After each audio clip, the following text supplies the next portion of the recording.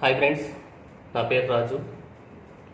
Friends, నేను హంపి గురించి ఒక 2 వీడియోలు పోస్ట్ చేశాను.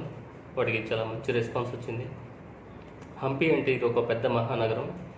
అసలు దీన్ని ఎక్కడ మొదలు పెట్టాలి, ఎక్కడ ఎండ్ చేయాలో కూడా మనకు తెలీదు. అంత పెద్ద సబ్జెక్ట్ అది. అయితే దాన్ని నాకు తెలిసినంతలో, అలాగే నేను కొంత బుక్స్ నుంచి గ్రహించిన దాన్ని కానీ, లేదా ఆ రోజు మేము విజిట్ చేసే టైంలో గైడ్లు చెప్పిన దాన్ని కానీ నేను కొంత నోట్గా తయారు చేసుకొని నేను వీడియోస్లో పోస్ట్ చేస్తున్నాను. అయితే ఇవాళ వచ్చేసరికి హంపీలో మనం చూడాల్సిన ప్రదేశాలు ఏమేమి ఉన్నాయి, అసలు ఎన్ని ప్రదేశాలు ఉంటాయి అనుకుంటున్నారు? అసలు ఈ మహాసామ్రాజ్యం ఎంత పెద్దో మీకు తెలుసా? సుమారు 40 కిలోమీటర్ల విస్తీర్ణంలో ఈ మహాసామ్రాజ్యాన్ని తుంగభద్ర నది తీరం, తుంగభద్ర అనేవి కూడా ఇవి ఒకప్పుడు 2 జీవనదులు. అయితే ఈ 2 కలిపి ఇప్పుడు ఈ విరూపాక్ష దేవాలయానికి ఉత్తరంగా ప్రవహిస్తూ ఉన్నాయి. అయితే అసలు ఈ హంపీలో మనం చూడాల్సిన ప్రాంతాలు ఎన్ని ఉన్నాయంటే దగ్గర 82 ప్రాంతాలు ఉన్నాయండి. అందులో మనం ఒక 2 రోజులు 3 రోజులు మనకు అవకాశం కుదిరినప్పుడు మనం చూసుకోగలిగినవి మాత్రం ఒక సెలెక్టెడ్గా చూసుకుంటే ఒక 10-15 ప్రాంతాలు మాత్రం మనం విజిట్ చేయగలం. అంతగానో చూడాలంటే మాత్రం ఇక్కడ కనీసం ఒక 1 వీక్ అన్నా స్పెండ్ చేస్తే కానీ మనం ఈ ప్రాంతాన్ని అంతా క్లియర్గా చూడలేమండి.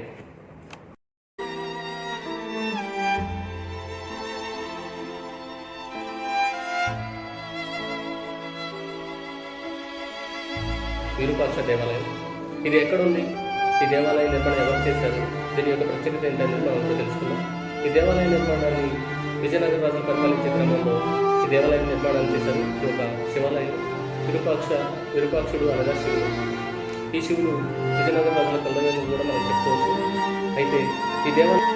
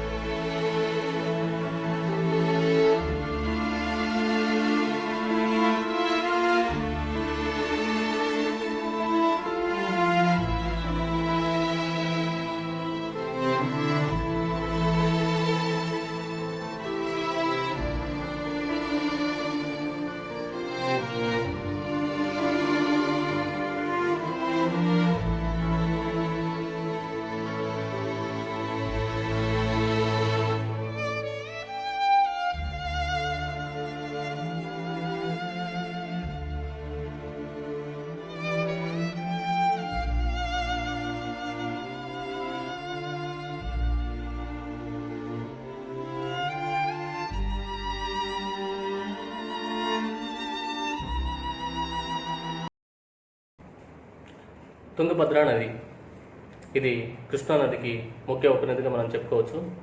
అయితే రామాయణ కాలంలో పంబనదిగా పిలువబడిన తుంగభద్ర నది కర్ణాటకలోని పడమటి కనుమల్లో జన్మించి తుంగ, భద్ర అను 2 ఉపనదుల కలయిక వలన ఏర్పడిందే ఈ నది. భౌగోళికంగానే కాకుండా చారిత్రాత్మకంగానూ ఈ నదికి ఎంతో ప్రాధాన్యత ఉంది. దక్షిణ భారతదేశంలో మధ్యయుగ చరిత్రలో ఏర్పడినటువంటి విజయనగర సామ్రాజ్యం ఈ నది ఒడ్డునే ఉంది. హంపి అలాగే మంత్రాలయం కూడా ఈ నది ఒడ్డునే వెలిసాయి. అయితే భారతదేశంలోని తుంగభద్ర నదిని పంచనదుల్లో ఒక నదిగా చెప్పుకోవడం ఇక్కడ ఉన్న విశేషంగా.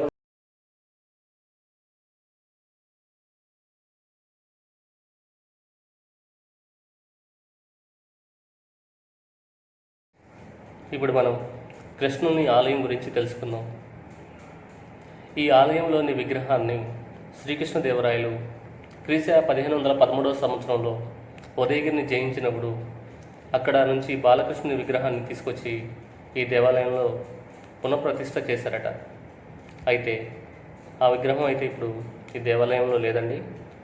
ప్రస్తుతం ఈ విగ్రహం వచ్చేసరికి చెన్నై మ్యూజియంలో ఉందని ఇక్కడ ఒక స్థానికంగా ఉన్నటువంటి ఒక గైడ్ నాకు చెప్పడం జరిగింది. అయితే ఈ దేవాలయం మాత్రం ముష్కరుల దాడిలో పూర్తిగా సర్వనాశనం అయిపోయిందని చెప్పాలి. కావాలంటే మనం వీటిని ఈ పిక్స్లో నేను చూపిస్తాను, చూడండి. దీనిపైన ఉన్న గాలి గోపురాలు ఎలా నాశనం అయిపోయినాయో. ఇవి ఆల్మోస్ట్ ఈ దేవాలయం జీర్ణావస్థకు వచ్చిందనే చెప్పాలి. మళ్ళీ వీటిని రీసెంట్గా మళ్ళీ పునరుద్ధరణ పనులు ఆర్కియాలజికల్ డిపార్ట్మెంట్ వాళ్ళు స్టార్ట్ చేశారు.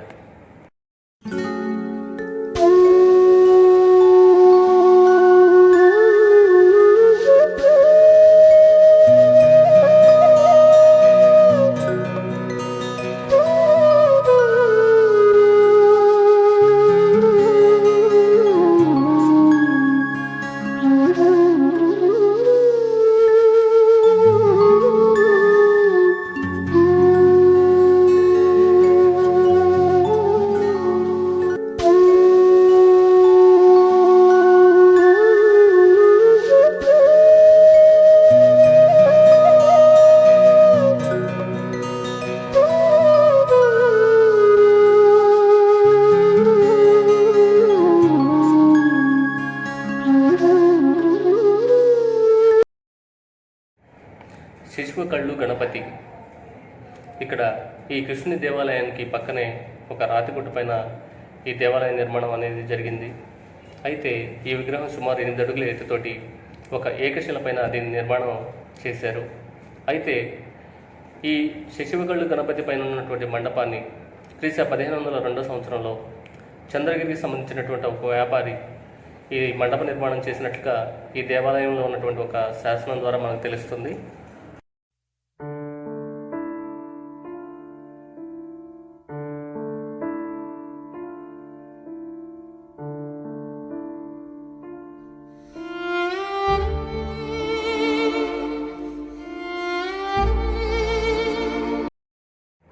విజయనగరం అనగానే మనకి సహజంగా గుర్తొచ్చేది ఏకశిల విగ్రహాలే.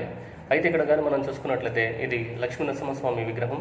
ఈ విగ్రహం ఒక ఏకశిల పైన బ్లాక్ గ్రానైట్ స్టోన్ తోటి 20 అడుగుల ఎత్తులో నిర్మాణం చేశారు. అయితే దీన్ని 1523 సంవత్సరంలో కృష్ణదేవరాయలు ఆదేశానుసారం కృష్ణభట్టు అనే వ్యక్తి ఇది దేవాలయం నిర్మాణం చేసినట్టు. అయితే ఇక్కడ స్వామివారికి 4 చేతులు, తొడభాగంలో లక్ష్మీ అమ్మవారు ఉండేదని, అయితే ముష్కరుల దాడిలో దీన్ని నాశనం చేశారని, అయితే వాటిని ఏర్చి కూర్చి ఒక రూపానికి తీసుకొచ్చినట్టుగా ఇక్కడ ఉన్న నాకు గైడ్ చెప్పడం జరిగింది.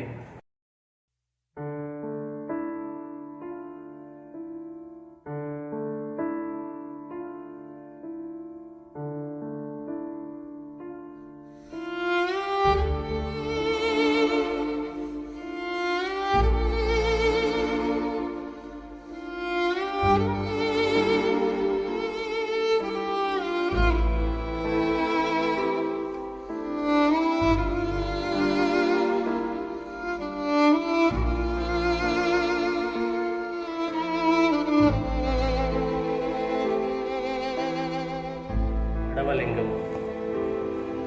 ఈ పడవలింగాన్ని సుమారు 10 అడుగుల ఎత్తుతోటి ఒక వేదశ్రీ నిర్మించారని, ఇక్కడ పడవ అనగా వీధ అని అర్థమట, అందుకని దీన్ని పడవలింగం అని పిలుస్తున్నారు. ఇది సుమారు బ్లాక్ గ్రానైట్ 10 అడుగుల ఎత్తులో నిర్మాణం చేశారు. అయితే దీని పైకప్పు కూడా ఆల్మోస్ట్ కూలిపోయి ఉంది. దీని కింద మాత్రం వాటర్ అనేది ఇక్కడ తుంగభద్ర నది నుంచి ఈ దేవాలయానికి వచ్చి ఇక్కడ నుంచి పొలాలకు వెళ్తుందని ఇక్కడ మనం చూస్తే మనకు క్లియర్గా అర్థమవుతుంది. ఇది విజయనగర రాజుల కాలంలోనే ఇది నిర్మాణం చేశారు.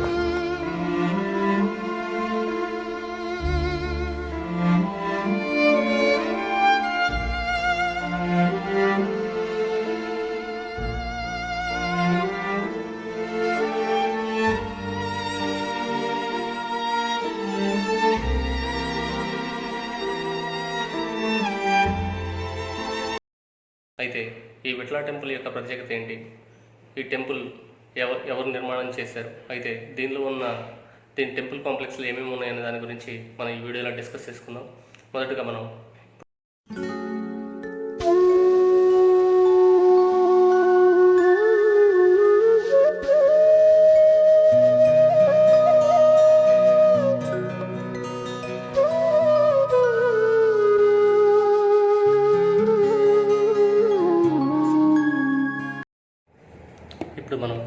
చూస్తున్నది సప్తస్వరాలు పలికే మ్యూజికల్ పిల్లర్స్ ఉన్నటువంటి ఒక మండపం. ఇది 56 స్తంభాలతోటి నిర్మాణం చేశారు. ఇది విఠల టెంపుల్ చౌరేట్కి ఎదురుగా ఉన్న మండపం. అయితే ఈ మండపంలోని 7 స్తంభాలు కొంత విభిన్నంగా తయారు చేశారు. ఈ స్తంభాల మధ్య ఉన్న గ్యాప్ కానీ, ఈ స్తంభాలు చెక్కిన విధానం కానీ, అందులో రాతిలో నుంచి ఒక సప్తస్వరాలు పలికే శబ్దం రావడం అనేది నిజంగా ఇది చాలా గొప్ప విషయం.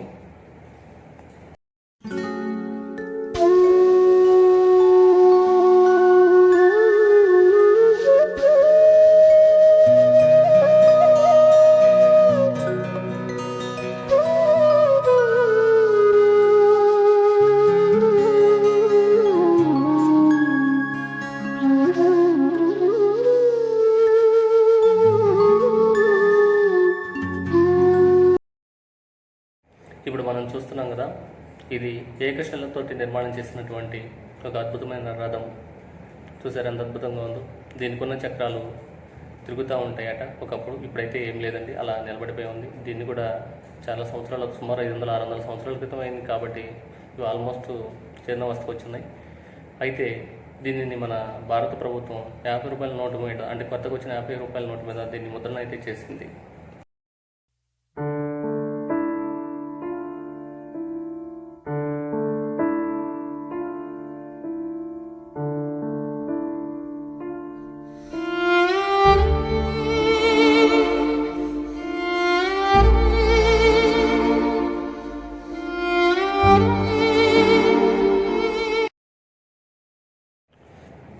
ఇక్కడ కానీ మనం చూసుకున్నట్లయితే ఏకశిలపై చెక్కినటువంటి ఒక అద్భుతమైన డోర్లు రాతితో చెక్కారు. చూడండి ఎంత పెద్ద డోర్స్. మరి ఇవి ఎక్కడ యూజ్ చేసేవాళ్ళు ఆ రోజుల్లో. చూసారు ఒక్కొక్క డోర్ ఎంత ఉందో. ఇదంతా ఒకే రాయితో చేశారండి. దీనికి మనం ఇంతకుముందు హుక్స్ చివర తగిలించడానికి పెడతాం కదా, ఈవెన్ అవి కూడా రాయితోనే తయారు చేయబడి ఉన్నాయి. చూడండి.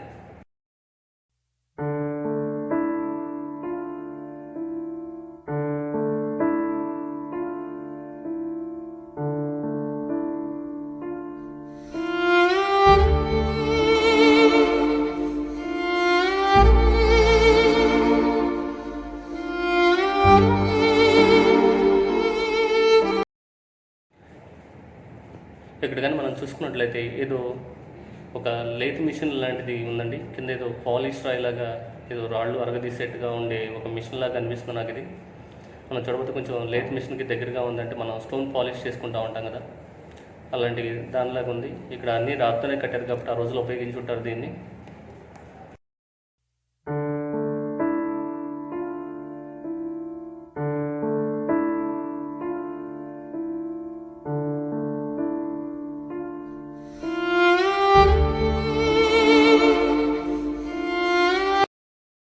అలాగే దూరంగా ఉన్నటువంటి ఒక నీటి తొట్టి లాంటిది, అంటే సహజంగా ఇక్కడ పెద్ద గజశాల ఉంది. అంటే ఇది రాయల్ ప్యాలెస్కి చాలా దగ్గరగా ఉన్న ప్రాంతం. అయితే ఇవి నీటి తొట్టిలాగా ఉంది. చూడండి ఎంత పొడవుగా ఉందో.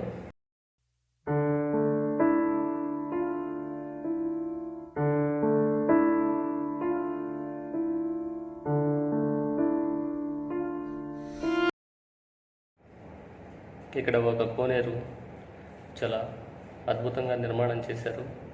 ఇది ఒక చతురస్రాకారంలో ఉన్న కోనేరు. దీనికి నీటిని, ఇది యాక్చువల్గా రాయల్ ప్యాలెస్ ప్రాంతం అని అంటారు.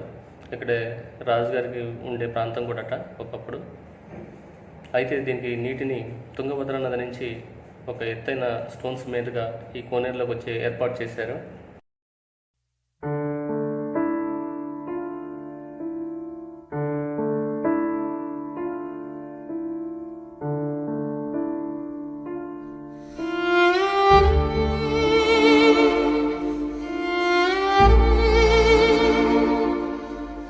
ఇక్కడ ఒక ఎత్తైన నిర్మాణం కూడా ఉందండి. ఒక 20 అడుగుల ఎత్తైన నిర్మాణం. ఇది కృష్ణదేవరాయలు ఉదయగిరిని జయించిన తర్వాత ఆ విజయానికి చిహ్నంగా ఈ నిర్మాణం చేశారట. దీన్ని దసరా దిబ్బ అని కూడా అంటారు. యాక్చువల్గా కర్ణాటకలో దసరాని చాలా అద్భుతంగా చేస్తారు. ఇది విజయనగర రాజుల పరిపాలన దగ్గర నుంచి స్టార్ట్ అయిందట. అయితే ఇది చాలా అద్భుతమైన ఫెస్టివల్ వాళ్ళకి.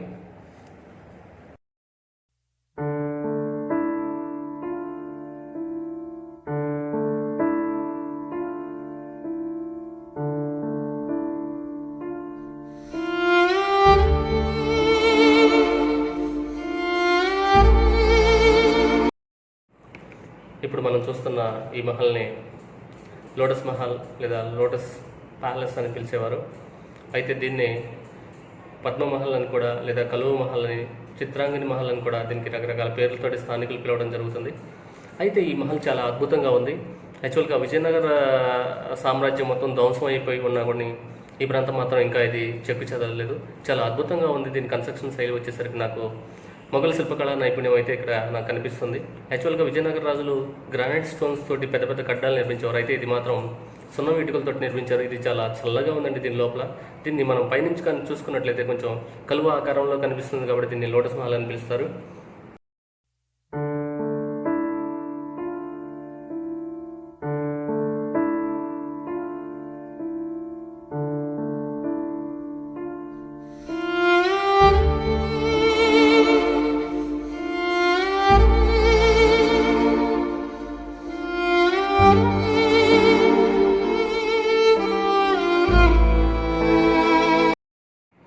ఇక్కడ కానీ మనం చూసుకున్నట్లయితే ఒక విశాలమైన పెద్ద మైదానం కనిపిస్తుందండి. ఈ మైదానంలో మనం చూసుకున్నట్లయితే మైదానానికి ఎదురుగా ఒక పెద్ద మహల్ చతురస్రాకారంలో ఒక బిల్డింగ్ కనిపిస్తుంది. దీని వైపున డోమ్స్ కూడా చాలా డిఫరెంట్గా ఉన్నాయి.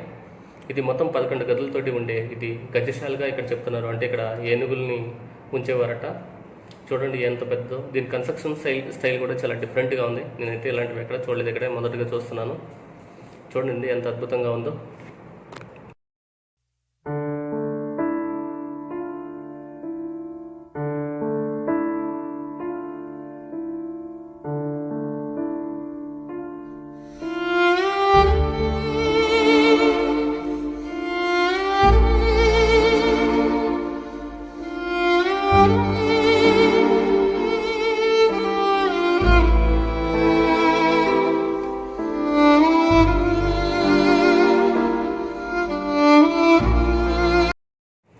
ఇప్పుడు మనం ఇక్కడ కానీ చూసుకున్నట్లయితే ఇది వాచ్ టవర్ అండి. ఇది నాకు తెలిసి కాపలా కోసం చాలా ఎత్తైన టవర్ ఇక్కడ నిర్మించి ఉన్నారు, సెక్యూరిటీ పర్పస్ గురించి అని నేను అనుకుంటున్నాను. నేను చూసినా కూడా అలాగే అనిపిస్తుంది. ఒకసారి మీరు కూడా చూడండి ఎంత అద్భుతమైన గార్డెనింగ్లో పెద్ద మైదానంలో దీన్ని నిర్మాణం చేశారు. ఇది జిన్నా ఎన్క్లోజర్లో ఉంటుందండి.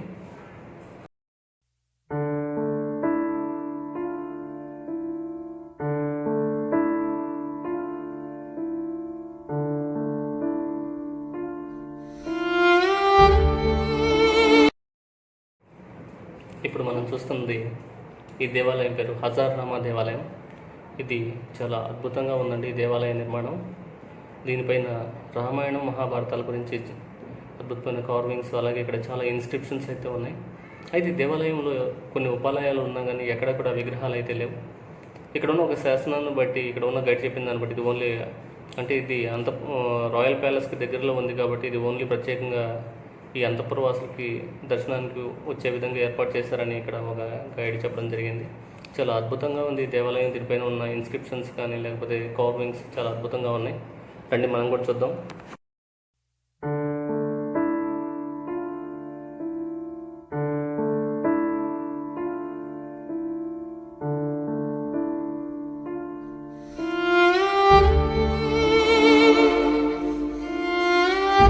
ఇక్కడ క్వీన్స్ బాత్ అనేది ఒకటి ఉందండి. దీన్ని మనం మహారాణి స్నానఘట్టంగా మనం చెప్పుకోవచ్చు.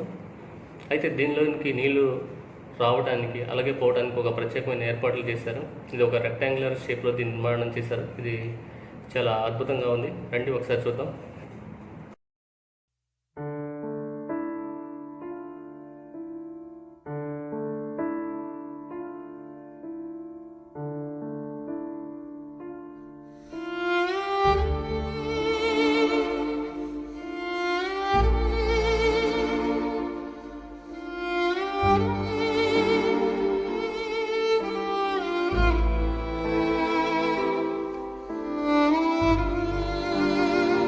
చూసుకున్నట్లయితే తులాభారం అని మనకు ఒకటి కనిపిస్తూ ఉన్నది.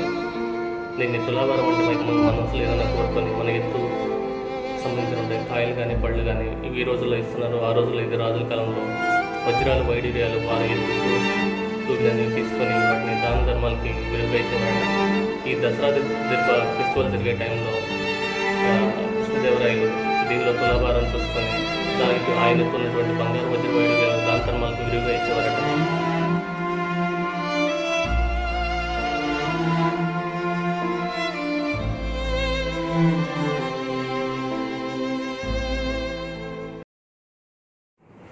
అనగొంది. విజయనగర సామ్రాజ్యం ఇక్కడ స్థాపించక ముందు దీని రాజధాని అనేకొందిగా ఉండేదట. అయితే మనం ఇప్పుడు ఈ ప్రాంతాన్ని దర్శించాలంటే మనం బుట్ట పడవల్లోనే ప్రయాణించాలి. ఇక్కడ ఆశ్చర్యకరమైన విషయం ఏంటంటే ఆ రోజుల్లో నుంచి ఈ రోజు వరకు కూడా ఈ ప్రాంతంలోకి మనం వెళ్ళాలంటే కంపల్సరీగా బుట్ట పడవలోనే ట్రావెల్ చేయాలి. ఇది చాలా అద్భుతమైన జర్నీ. మీరు కూడా ఒకసారి ట్రై చేయండి.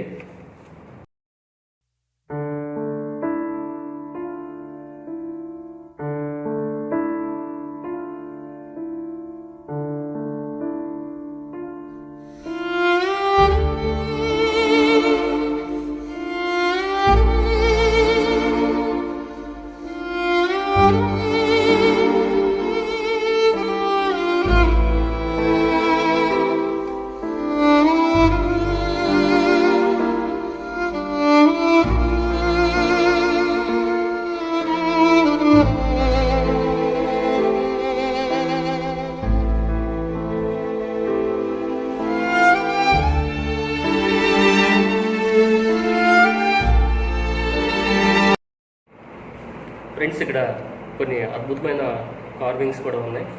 నేను ఇది మ్యూజిక్ పిల్లర్స్ కానీ, లేకపోతే విట్లా టెంపుల్లో తీసినవి కానీ, లేకపోతే విరూపాక్ష టెంపుల్లో తీసినవి కానీ, కొన్ని కార్వింగ్స్ అనేది మనకి పిల్లర్స్ పైన, టెంపుల్స్ పైన చిక్కినటువంటి నేను ఇక్కడ పోస్ట్ చేస్తున్నాను. అవి కూడా చూడండి.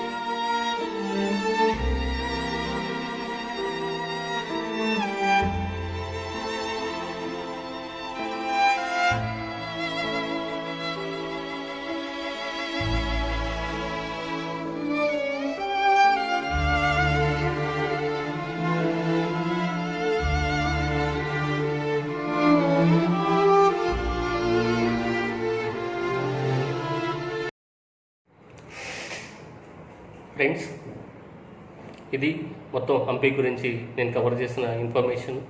యాక్చువల్గా నేను ఒకరోజు మాత్రమే హంపీలో స్టే చేశాను. హంపీలో అయితే స్టే చేయడానికి అయితే పెద్ద హోటల్స్ అయితే ఏముండవండి. మనం ఏదైనా కొంచెం లగ్జరియస్గా, కొంచెం యాంబియన్స్గా ఉండాలనుకుంటే మాత్రం మనం better to stay at Hospet. ఇక్కడ నేను ఒక్కరోజు మాత్రమే స్టే చేసి నేను ఏమైతే కవర్ చేశానో అవి మాత్రమే నేను ఈ వీడియోలో పోస్ట్ చేశాను. ఇంకా ఇలాంటి అద్భుతాలు చాలా ఉన్నాయి. ఇక్కడ మనం కవర్ చేయాలనుకుంటే, ఇక్కడ మొత్తం కానీ కవర్ చేసుకోవాలనుకుంటే 3-4 డేస్ అయితే ఈజీగా పడుతుందని నా ఉద్దేశం. నేను జస్ట్ 30-40% మాత్రమే కవర్ చేశాను. ఫ్రెండ్స్, నా వీడియో కానీ మీకు నచ్చినట్లయితే లైక్ చేయండి, షేర్ చేయండి, సబ్స్క్రైబ్ చేయండి. Thanks for watching.